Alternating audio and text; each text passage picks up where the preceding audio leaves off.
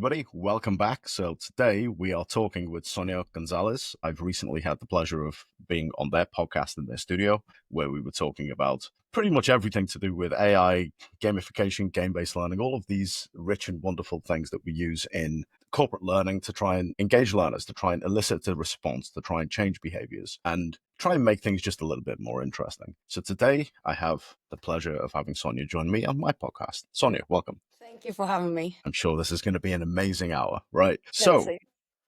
one of the amazing things that I was privileged to see when I was at your offices was that you're starting to make games much more contextual by adding some information in AI. Generally, we've been talking about RAG systems, retrieval augmented generation, where you can make the responses that you get much more contextual by adding data or showing a large language model where to look for data.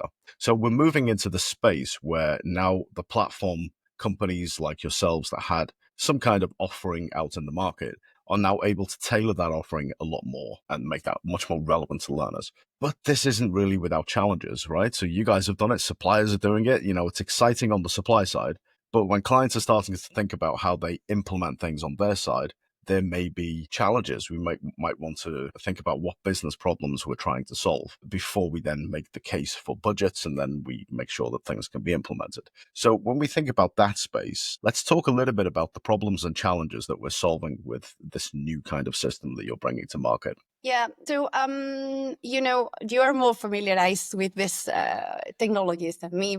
As far as I could see, these systems have bring lots of changes, especially because we were talking, RAG systems were a little bit old at the moment because of lots of reasons. First of all, they were too static, too manual. Everything needed to be implemented. You needed to have a look to spreadsheet, dashboards, and these didn't really allow the systems or the strategies to evolve with the needs of the learners. And this was a very important challenge that corporations had, because they couldn't really adapt to different roles, different skills. And this obviously had an impact on the business as well. Obviously, they also had a lack of personalization on all these tools. So everyone was measuring the same way, same criteria, and you couldn't individualize the performance, but also the approach you wanted to have with them and the progress you wanted to implement. Obviously, the integration was also very affected here with the business outcomes, because the data wasn't automated at all. It took a while. Normally, it depends obviously on the system we are talking about, but these made L&D teams, especially, not being able to respond as fast as they should be. And this, again, is affecting how business are responding. So obviously, overall, this was affecting the learning experience, because as I said, you couldn't really adapt to them, their needs, to their roles, to their profiles. So, this kind of learning was quite passive. And this is what we are kind of fixing with Gen AI now, that we can adapt much more and fix all these problems we were having with RAG systems previously. And it's quite an exciting time because previously, I remember working with a handful of different departments in the past. And when they wanted to do something, as right now we say it's kind of rudimentary, it's something that we should just be doing in the AI space. But in implementing RAG systems, there was a lot of back and forth previously with IT teams. How do we get access to either Azure or AWS to build some of these things? How do we lay our fingers on the right skills to build these things? So it's exciting for me to see that on the supplier side, we're now seeing these capabilities come to market in a way that can be directly used with L&D teams. But it poses a question, right? And the question is that you have teams, L&D teams, who are usually, they're fairly accustomed to using either off-the-shelf content, or if they need bespoke content, they go somewhere else and they make that and they put it on a different system. So when we think about the transformation of Gen AI, it's not only in the content and the platforms, but it's also about how you use these different things together. How does that lead us to benefits in a learning organization? Well, I think in many ways because we are fixing all these problems, right? So now we have more automation on the content. So you learning and development teams don't need to be creating and producing constantly different content. This is more automated now, thanks to Gen AI. So everything is more dynamic. So updates are faster. You get more data, more accurate data, and you can do personalized stuff now, because you can adapt to different profiles and so on. So this is going to be affecting lots of things. First of all, learning and development teams. They are going to be transformed completely because they are not going to produce as much content, but they will have a more strategic role right now, just shaping how those pathways, learning pathways will be or will look like at least. But also for the learner side of things, they will have a totally different experience because they will be more personalized. It will be more tailored to their needs. And this obviously will impact again on the business because we don't have all these issues we were mentioning before. We are fast now, we have data, we have automation, and this creates a more efficient pathway for everybody, especially for the learning and development teams. And this is going to affect business in a positive way. We're cutting a lot of different processes just to get to the point and get to fix the problems we had once upon a time. So yeah, this is a very exciting moment because lots of things are going to change and we are just in the middle of it. It is. It's exciting stuff. The reason, for me, one of the reasons that it's exciting is I remember doing, when was it? It was about 3 years ago, maybe. I was doing an RFP for a platform. So fairly typical stuff that you do in an enterprise situation. And I was looking at the various platform providers that were out there and getting to this idea of having this kind of personalization workflow where depending on what the individual has done, depending on what the individual knows, depending on what they have touched in the ecosystem and all of the data that comes from that, you can deliver something that is relevant for them. And the example that I usually give is that you drive, Sonia, right? You drive a car? Yeah, more or Right. less. So when you have different countries, right? I was in Paris, and the driving there, right? I was watching and I was looking and seeing all of the cars go round and round and all the horns getting beeped, and in the UK that wouldn't happen. But then I was in India for a while, and again the driving very, very different over there. So we'll come back to that at some later date, I think. But the point I was going to make was that when you have a car, you have either a manual or an automatic, and maybe you have 2 or 3 pedals that you have to push. And in a situation where you need to stop the car, you want to be able to differentiate between a learner or an employee that knows how to stop the car, knows how to put the 2 feet down on the brake and the clutch to stop the car in an emergency stop, or the one that will press the accelerator and then press the brake and then try different combinations before they can stop the car. Those are 2 different performance outcomes based on 2 different levels of psychomotor skill, 2 different levels of knowledge. Take that to a corporate environment, and it's helpful that we can differentiate between a learner that needs more support and a learner that needs less support.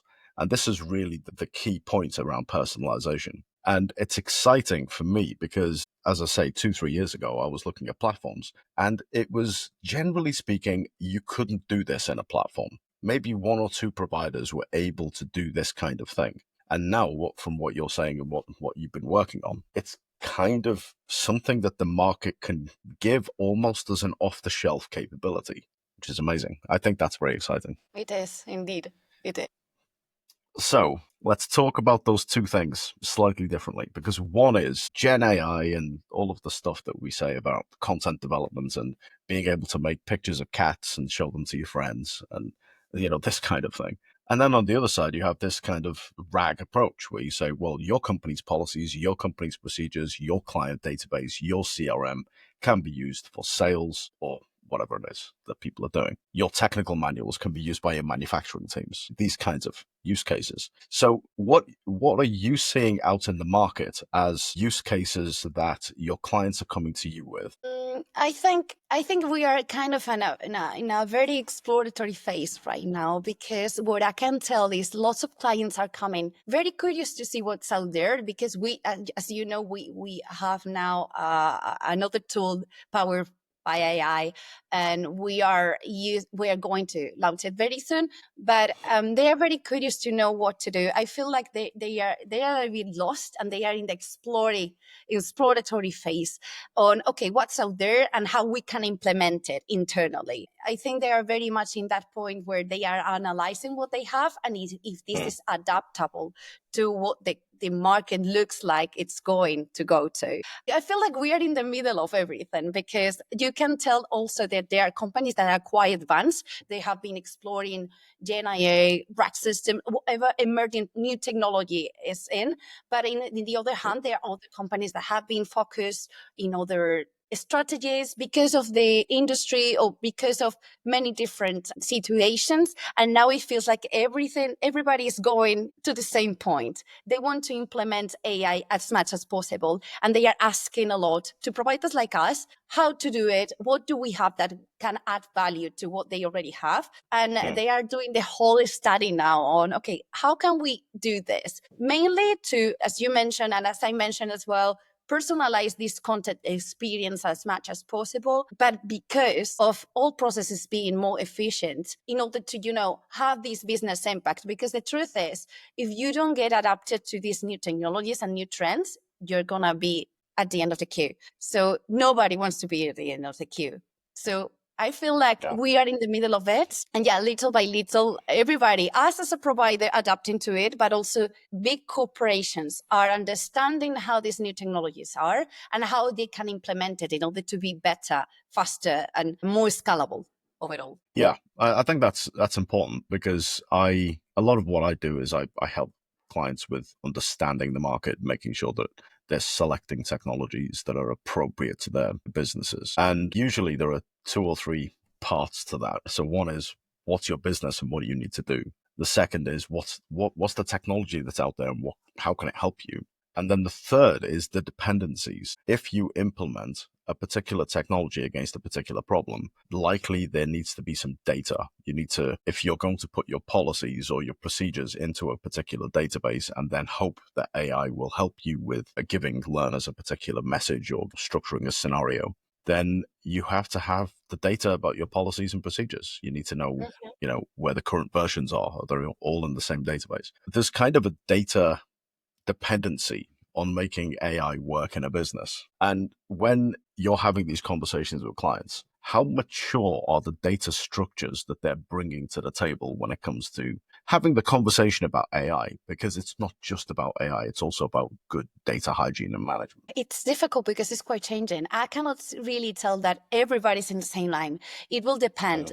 In the industry, as I said, also on how big the corporation is, because obviously having data in place is also having resources, also having a massive budget to manage it. So it's linked to lots of things.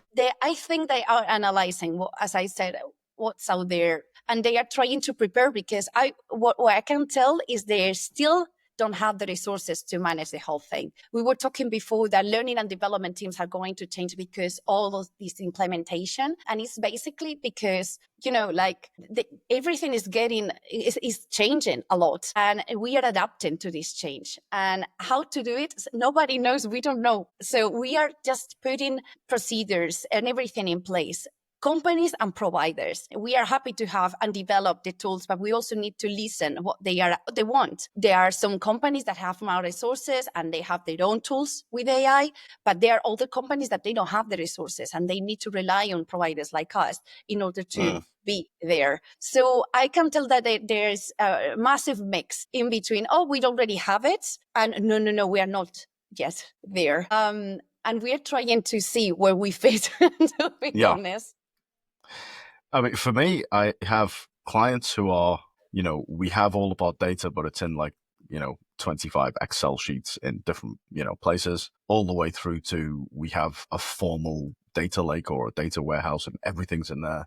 And in the middle, we have some data here. We have some in Excel spreadsheets. We have some that's held in a CRM. We have some in this other particular platform. So I think from my perspective, you're absolutely right that the data structures come in all shapes and sizes. But I guess that poses a challenge then, that what do you need if you're implementing a system and you want to get the most value out of it?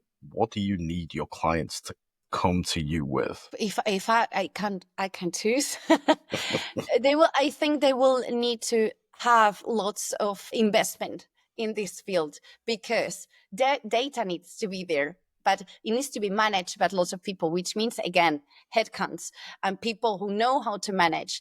So corporations are now investing a lot in this. building teams, having profiles, experts on this, transforming different profiles that before were something and now they need to evolve to another category or another task.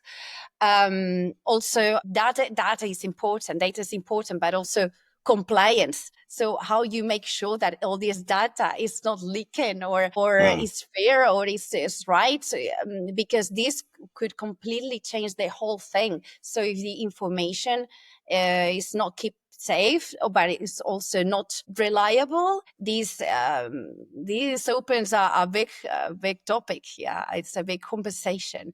So as I said, we're in the middle of the thing. What I can tell is lots of investment is going into this very topic. Data is taken more seriously now too. It was important before, but now it's something that you need to take care of and need to manage properly, but also compliance wise. This is something that you need to take care of 100%. Do you think, see, I go back and forth on this particular point, and I think that the reason I go back and forth is that for me, risk and innovation tend to be almost opposing forces. They almost tend to be at war with each other. And that is every time there is a new idea, there's some reason not to do it. And those reasons are risk appetite. And these are the things that we have to balance when we're in any company, that we need to be able to take some kind of controlled risk approach that allows us to take steps towards a brighter future.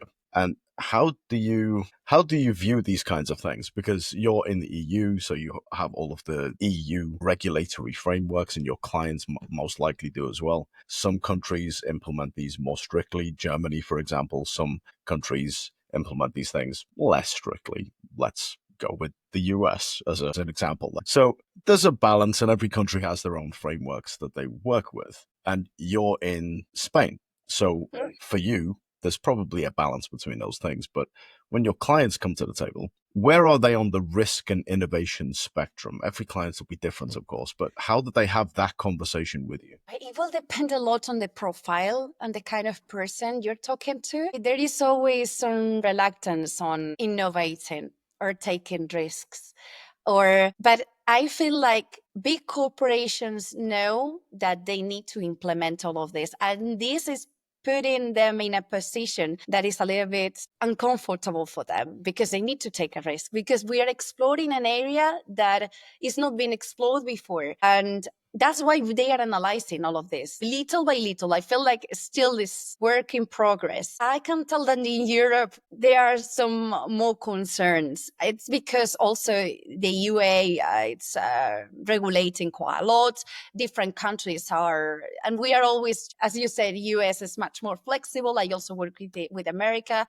I can tell that it's also, I feel like it's a little bit cultural as well. So I feel like here in Europe, everybody needs to be careful with everything. And also in big corporations, when you have a massive corporation with massive profiles, massive C-levels, and lots of different responsibilities, it's a risk indeed.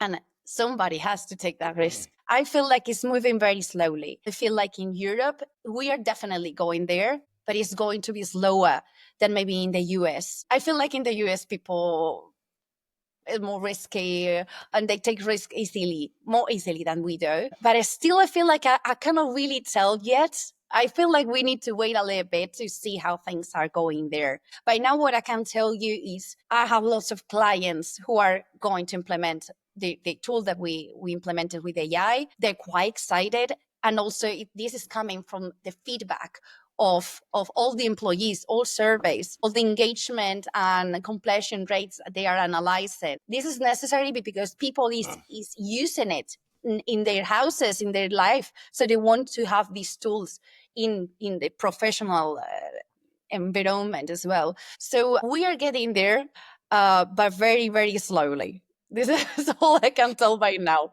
Maybe you ask me in a couple of months and I will tell you another thing. But by now, I feel like we're step by step getting there. I mean, there are two reasons for me asking that question. So, the first reason is that what I'm experiencing is there's a leveling of the playing field. So, big businesses that have lots of process, bureaucracy, departments, and procurement departments, and all of these different departments that effectively function to control things, those companies are moving a lot more slowly than small businesses that can be very agile. We want to innovate, we want to do this for our clients, we're just going to go and do it. And we'll put appropriate guardrails in, but that appropriate governance that small businesses need to do doesn't have all of the committees and the approvals and the processes that big businesses have to do. So there's that side of it. And the other side of it, of course, is that, I mean, you say that the US is less risk averse, more innovation focused, right? Now that's an attribute of capitalism, because the kind of drive to go forth into the market and make money is a real thing. And I wonder if some countries, some economies have maybe forgotten that that's a thing that they need to do. Because, not pointing fingers at any particular country, I kind of am, but I'm not, right? That some countries get really wrapped up in this idea of risk control, and it almost inhibits their ability to go and do something.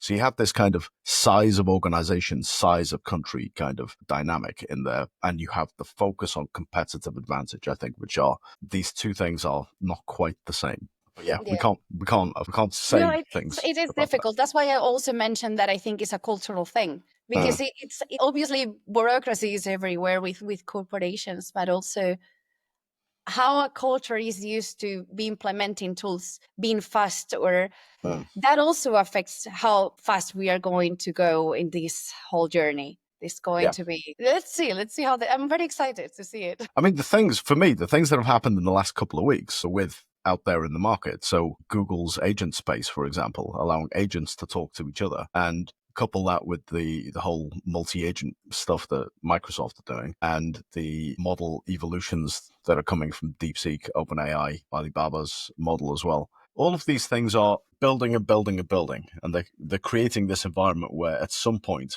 there's going to be there are going to be some things in the market that we just can't ignore. Mm-mm.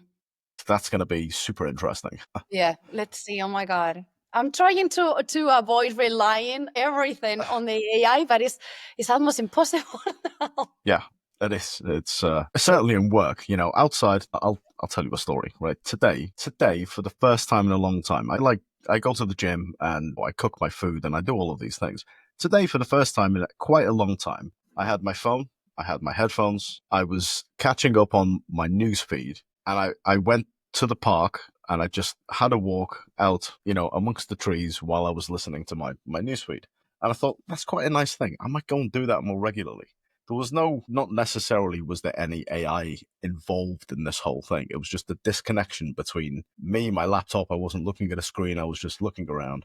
There were some dogs. None of them played with me, just to be clear. They were running around and doing their own thing, but they didn't come over to me. But this kind of thing is, as you say, there's a lot happening, and AI might control everything that we do at some point in the future. But right now, it's important just to disconnect and Yeah, go I and think we see need to nature. keep that balance. And I think this is one of the massive worries everybody's having, like, oh, we will be disconnected. And I think it's important to understand that this is a tool that can help lots of things, but we're humans and we need a lot of things aside of the artificial intelligence help. So it can make our life very easy in some points, but also we need to have a walk in the nature, or just do things on your own, just not looking into the phone. I think we are going to need to be digging on how to find the right balance on keeping these technologies in our side, but also keep being human, not automate absolutely everything basically, but keep a nice balance in between everything. I think, I don't know, that's gonna be another topic. Well, this is really the moment where I say gotcha, right? But I'm going to say this anyway, and that is that we need to go and play in nature. We need to have human relationships. We need to talk with each other. We need to have that social kind of connection. But at the same time, we in an organization, so that's society, but in an organization, we then implement technologies that allow us to rehearse how we form relationships. And that's what you guys do for a living. Yeah. So where's the balance between those two things? Because on the one hand, we want to connect with people But on the other hand, in a business, we want to connect with people for a purpose, and that purpose eventually is to make money. So we need to rehearse these things, but we don't rehearse these things. So where is the line? This is a very difficult thing. We were mentioning a few things that are important: compliance, data, keeping the data safe, but also keep it, the correct information where it needs to be there. I don't know. It's a difficult balance, because I think we as in within an organization, there will need to be some people who take care of the right balance, as I mentioned, in real life, right? But if we put it in the professional life, we will need to have some people taking care of all of this in a way that this doesn't get out of control, because we still don't know how to manage it properly. We are just exploring how it works, exploring how we can help. And we actually, big corporations want efficiency, want return of investment, want results. This is important, and this is what they are there for. But also we need to keep our information safe, our information fair to the reality, and we will need some people intermediating between all of these, the whole jungle of different things we have there. So where is the line? I don't know where is the line. We need to establish where the line is, taking care of all of this and avoiding, taking over a lot as humans, and releasing a little bit there, and understanding that these tools help us, help organizations, help us earning money or whatever, but also make our life easier without leaving that human bit out there. Yeah. I don't know what you think. It's Well, difficult. I think when you were talking, you were making me think about where the line is. And it sounds from what you're saying, the line is that if a conversation needs to be managed, then it should be rehearsed, because it only needs to be managed for reasons. Those reasons are impact, revenue, consequences, whatever. If a conversation doesn't need to be managed, you and I having a conversation right now, we've had conversations in the past, those didn't need to be managed. They were just free-flowing conversations, right? So to some degree, we don't need to rehearse those that much. So maybe if you're watching this, you're wondering where the rehearsal space is. If you need to manage it, rehearse it. Right? Let's see. So let's move on from the rehearsal point for a second. And that is that, well, it's kind of the same point. If something needs to be managed, it should be rehearsed. If something needs to be managed, you should also measure it. So how do we measure some of these things? We're talking about conversational rehearsal with generative AI, with RAG systems in place to make it more contextual, but we're basically talking about the rehearsal of a conversation, or the rehearsal of soft skills or power skills, or whatever we're calling those these days. But what should we be measuring? If we want to know what good looks like, how do we measure it? Are we talking of it all? Are we talking to about big corporations? Or it depends on what we are talking about. So let's start with big corporations, learning departments, learners, and then we'll drill down into personal conversations and see how we measure those. Oh my God. I don't know if I want to end. Okay. So, I think we should keep measuring the things that they have been measured forever, but in another way. Completion rates are important, obviously. So all the learning pathways, strategies are focusing on the learner and on different business KPIs, right? So we need to make sure that they finish the learning we are proposing. But also, I think it's very important to see how the engagement rates are, because we are saying that, okay, this is a tool that is going to help us. Okay, we were mentioning the rack systems were fine, but they had a lack on that real feeling of putting together the knowledge and then playing it in the real life, basically. So engagement rates should be improving a lot implementing these tools. And we need to take care of, having a look at satisfaction scores, for example, like NPS or something like that, having a look and see if this is improving or not. But also, as we mentioned, that we need to have a look at is this knowledge being implemented faster? Is it the same rhythm as it used to be or not? Are they using and applying all this knowledge in the professional life? Is this having an impact in the business? So all these different topics, I think they are key in order to measure if they are implementing, as big corporations are implementing properly all these tools, and if this is actually affecting what big corporations take care of, which is the business. And yeah, you are learning because of a purpose that is making your company better or making an improvement in your professional life. I keep developing. So to me, these are the key points Yeah. that needs to be taken care of. But I don't know what you think. Maybe you have Yeah, another I think idea. I think that is very important that we focus on business performance rather than learning performance. And Mhm. the learning performance stuff is hygiene. I was giving a speech on this. It might have been last week or the week before from the date of the recording of this, which is where we are now.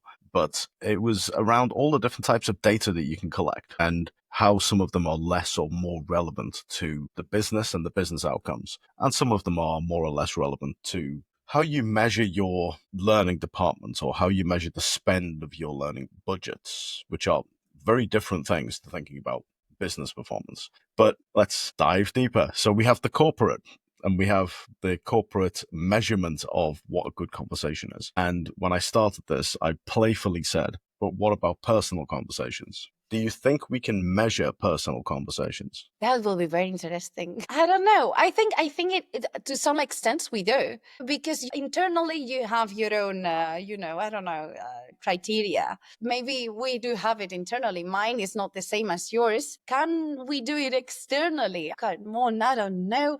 It will depend on the context, I guess. It will depend on the Uh-huh. conversation. It will depend on lots of things. But to be honest, seeing all of these changes, I don't feel like it's a crazy idea. I don't know. Well, let me ask it slightly differently.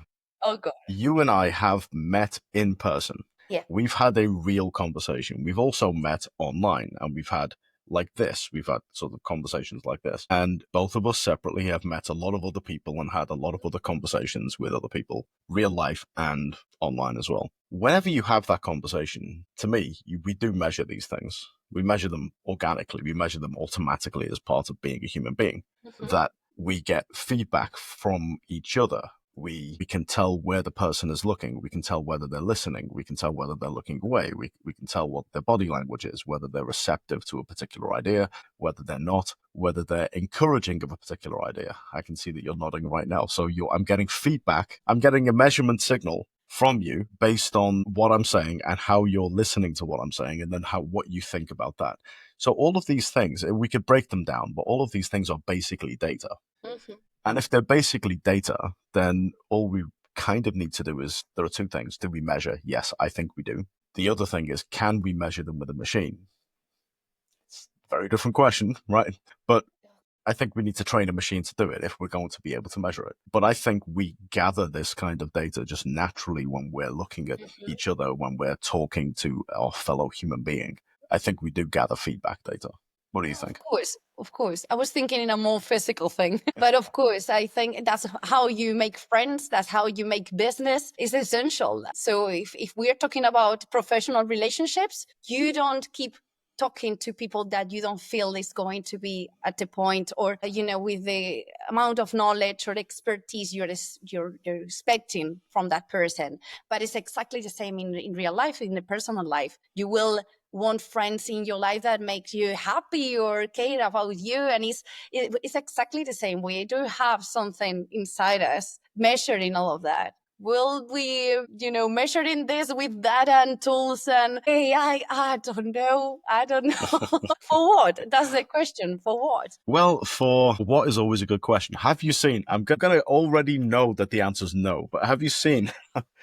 Have you seen the film RoboCop? Not very No. sure. Maybe once upon Okay. a time, but I don't remember. Have you seen the film Terminator 2? I believe so, but very, Okay. very long Right. time ago. So both of these are films where effectively you have a machine with a human likeness, and that Yeah. machine is looking around, and you always get a little bit of a kind of visual where the person's looking around and analyzing, and there's things on the screen where you see, oh, this person's like 6'1" and 230 kilos or whatever, right? 230 pounds, not kilos.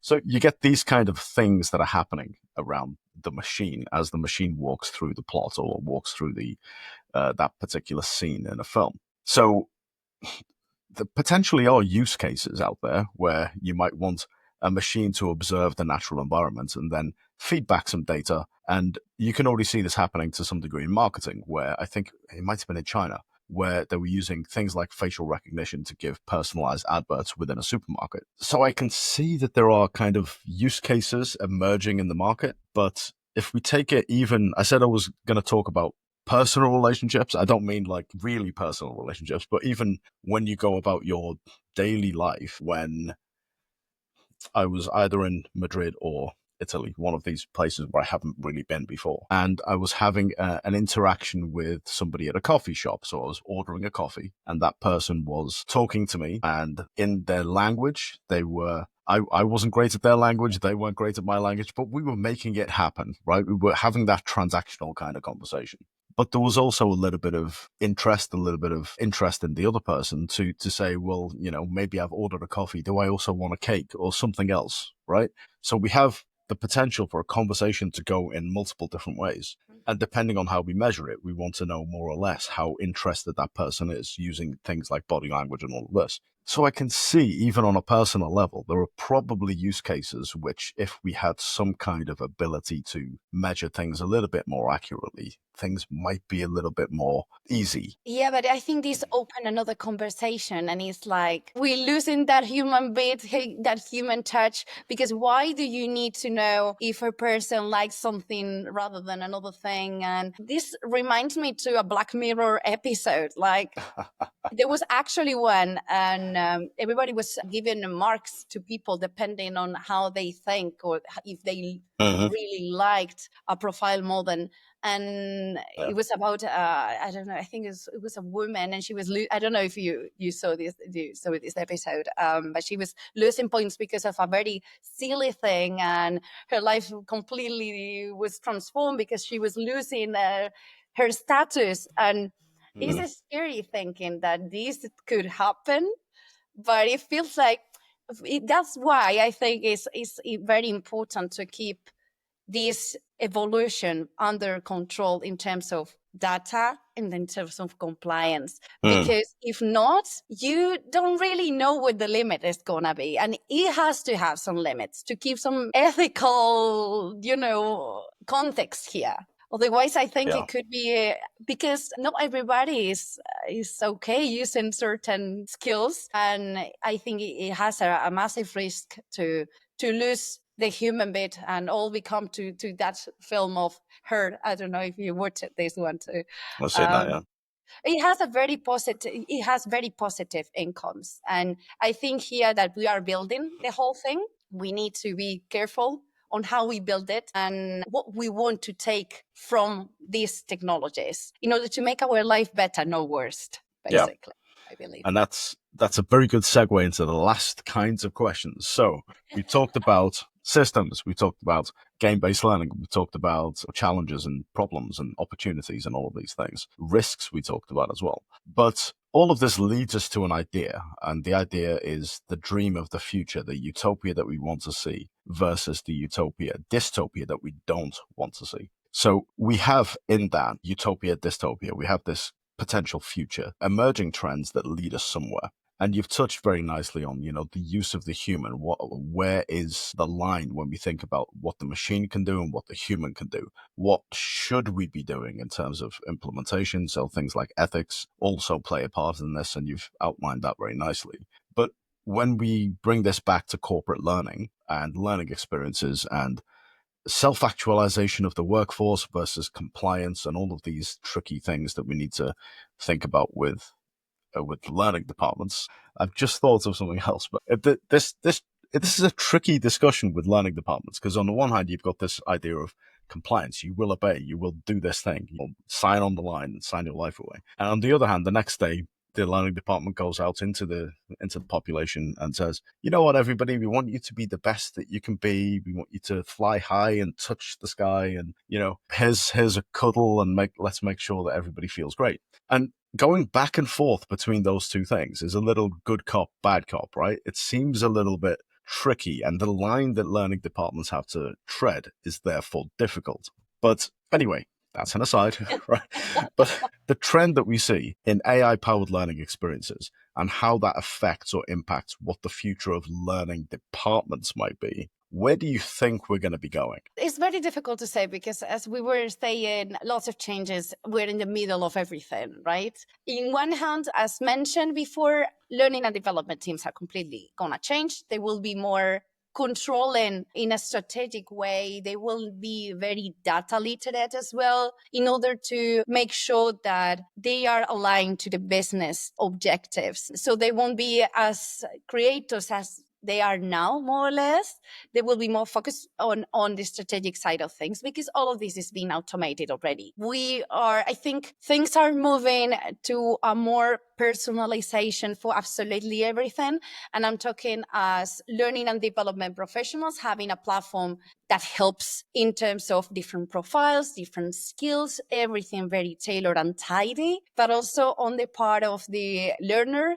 I think they are aiming to have a more immersive experience with the tools and the learning pathways, being able to talk to an LMS or having very different experiences in order to make sure that they have very hands-on situation with everything they are learning. So everything, I think, is going to go to a very experiential situation. Now that we know that we are able to talk to avatars as we do in our role play that we just developed, you're talking to an avatar and the avatar is coming back to you dependent on how good or bad your answer is or how much you know about a topic or so on, and it's adapting to you as a learner individually. So I think this is what we are going to in absolutely everything, not just in this case that we're talking about simulations, but in the whole experience as a learner within a company. Everything needs to be touched, everything needs to be living and as close as real life as possible. For the learner, the learning and development teams part, as I said, very data driven, completely gonna change the scope they have right now. And I think, again, governance, compliance is gonna be very, very, very important because they will need to mark what the limits are, what the line is, and they will need to design things that are not designed yet because nobody knows how to implement it. So they will definitely need to take those risks and play and see how that goes. And if they are not right, well, they will need to go backwards and try it again. But I think they will definitely need to take some risk, and they will, in order to see how to implement these tools that nobody really knows how to implement in this, this context. That's Wow. how I see it, but it's difficult to see because we're in the middle. Absolutely. And interestingly, that where we say we don't know where the line is, but there is a line. And it's up to you guys in your companies, if you're watching this, it's up to you guys in your companies to figure out where that line is for you. And not only that, but everything that Sonia has just said about like the future of learning departments might need you to have data skills, might need you to be a strategic thinker, might need you to outline what that learning experience looks like.